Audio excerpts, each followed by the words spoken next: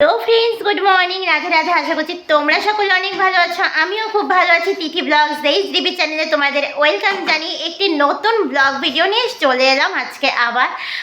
আর সকালবেলা তো মর্নিংটা একটু দেরিতেই হচ্ছে।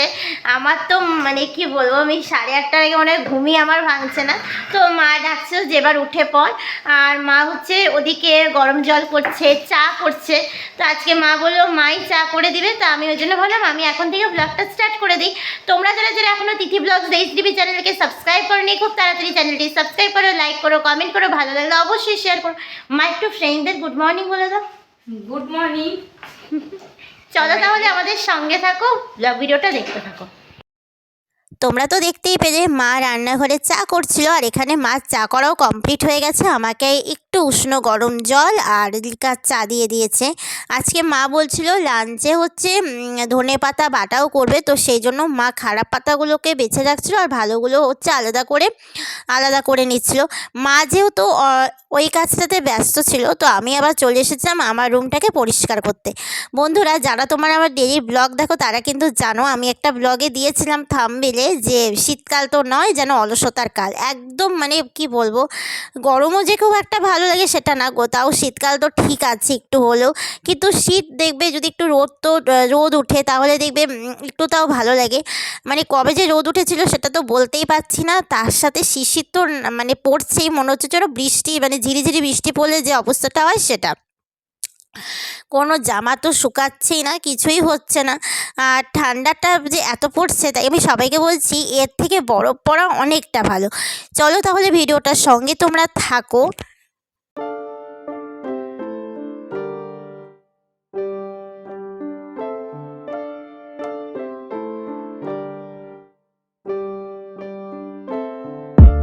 আর এখানে আমার ঘরটা গোছানোও কমপ্লিট হয়ে গেছে, আর এবার হচ্ছে চাদরটা পেতে নিচ্ছিলাম। আমি রাতে ঘুমোতে যাওয়ার আগে চাদরটা একবার ঝেড়ে নিই, আর হচ্ছে সকালে ঘুম থেকে ওঠার পর তো পরিষ্কার করতেই হয়। আর আমি জানালাটা খুলি না, যে এত ঠান্ডা হাওয়া আসে সেই জন্য।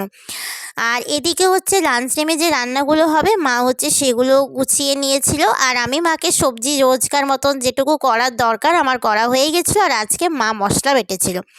এখানে মা ভাতটাও বসিয়ে দিয়েছে। আর এই যে এখানে মা পেঁয়াজকলি আলু দিয়ে ভাজা করছিল।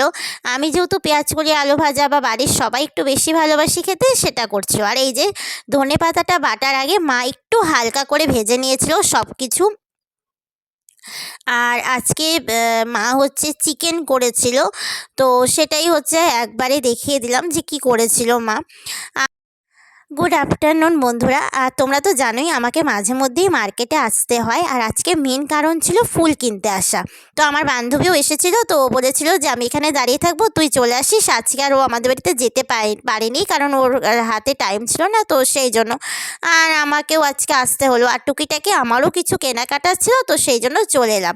আর এই যে চলেও এসেছি আঙ্কেলের দোকানে ফুল কিনতে। তোমরা যারা আমার হলদিবাড়ির ফ্রেন্ড তারা তো চিনেই গেছো।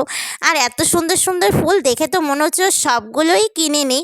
আর ফুলগুলোর দামও মোটামুটি মানে কমের মধ্যেই ছিল, খুব যে একটা রেঞ্জ তা কিন্তু ছিল না। আর আমাকে দিদিভাইও বলেছিল যে বোন এখান থেকে ফুল নিস, দিদিভাইও এখান থেকে নেয়। আর দিদিভাইয়ের বাড়িতে তো প্রচুর ফুল আছেই, তো দিদিভাই আসে মাঝে মধ্যে কিনতে।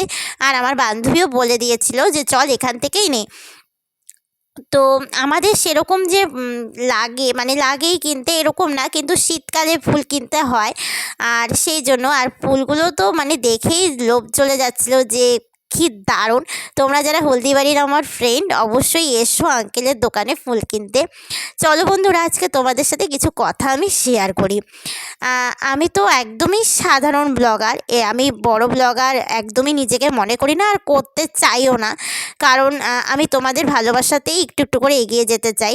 যখন ব্লগ ভিডিওটা রাস্তা দিয়ে করি, বা হয়তো ক্যামেরার সামনে যে কথা বলি না, মানে জাস্ট ক্যামেরাটা অন করেছি, পিছন দিক দিয়ে কিছু কিছু মানুষ থাকে যে এত বাজেভাবে কমেন্ট করে, মানে মনে হয় যে ঘুরে অ্যান্সারটা দেই, কিন্তু আমি সেই অ্যান্সারটা দিতে চাই না, কারণ এটা আমার নতুন পথ চলা। আমি চাই না যে কাউকে হার্ট করতে, কিন্তু মানুষ কিন্তু আমাকে হার্ট করেই চলেছে। যখন থেকে আমি ইউটিউব চ্যানেলটা শুরু করেছি সবাই বাজেভাবে কমেন্ট করছে, কিন্তু তারা এটা ভাবতে পারে না যে পথ চলতে গেলে প্রথমেই কেউ খুব ভালো কিছু হয়ে যায় না, সবাইকেই কষ্ট করেই সেই জায়গাটা তৈরি করে নিতে হয়।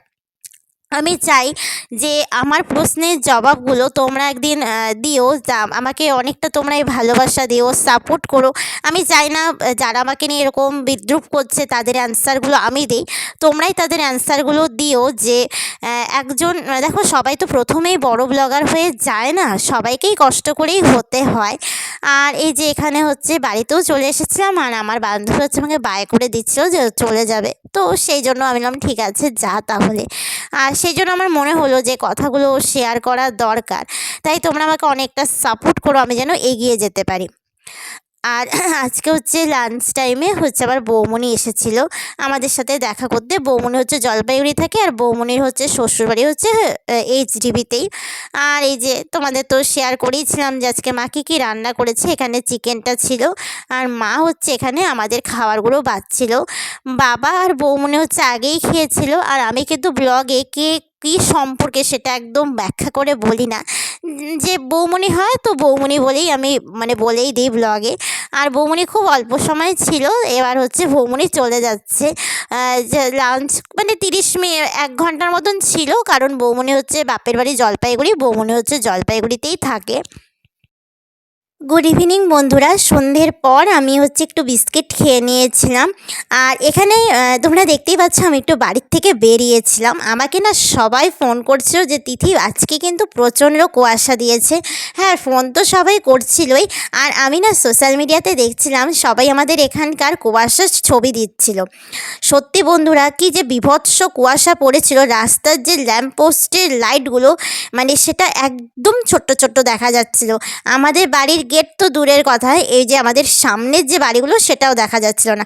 আর এখানে আমি একটু হাসছিলাম, কারণ আমার দিদিভাইও আমাকে ফোন করছিল যে বনু দেখ কি কুয়াশা পড়েছে। তো আমি আবার এই জন্য বাড়ির থেকেও বেরিয়ে গিয়েছিলাম যে যাই একটু ভিডিও করে আনি আর তোমাদের সাথেও সেটা শেয়ার করি। তো দেখো কি অবস্থা আমাদের বাড়ির মোড়টা, তাও আমি অনেকটা ক্যামেরাটাকে জুম করেছিলাম তাই হয়তো একটু দেখা যাচ্ছে।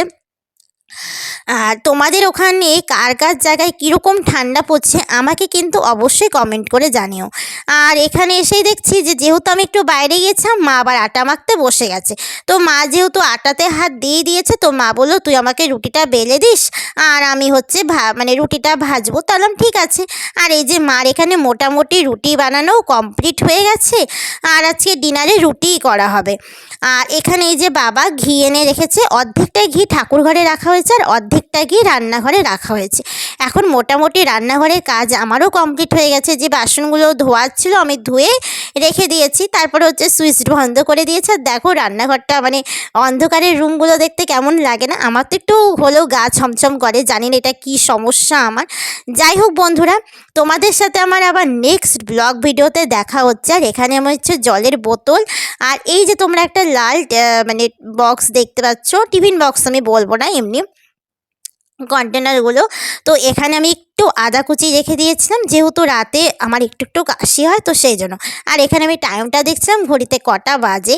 আর আজকাল আমি চুল টুল আঁচড়াইনি। চলো তাহলে বন্ধুরা, তোমাদের সাথে নেক্সট ব্লগে আমার আবার দেখা হচ্ছে। তোমরা অনেক ভালো থেকো, সুস্থ থেকো, টাটা বাই।